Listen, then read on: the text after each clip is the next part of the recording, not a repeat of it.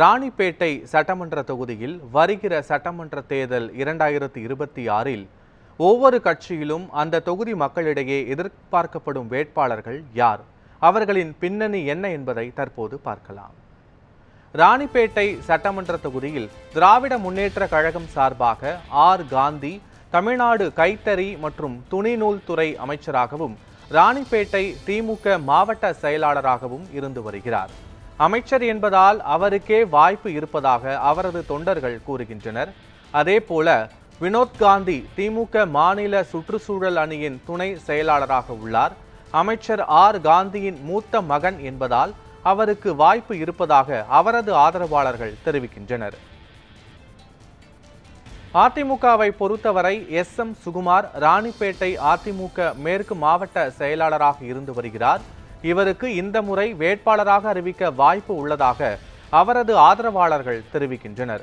அதிமுக மேற்கு மாவட்ட இளைஞரணி செயலாளர் சுமைதாங்கி ஏழுமலைக்கு வாய்ப்பு உள்ளதாக அவரது ஆதரவாளர்கள் கூறுகின்றனர்.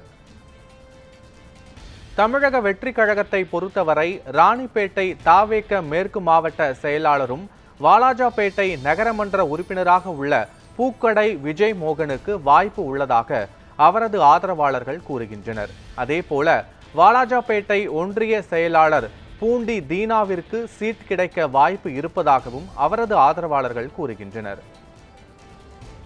காங்கிரஸ் கட்சி சார்பாக மாநில பொதுக்குழு உறுப்பினர் வழக்கறிஞர் பிரசன்னகுமார் போட்டியிட வாய்ப்பு உள்ளதாகவும் அதேபோல மாநில துணைத் தலைவர் கோட்டீஸ்வரனுக்கே வாய்ப்பு என அவரது ஆதரவாளர்கள் கூறுகின்றனர்.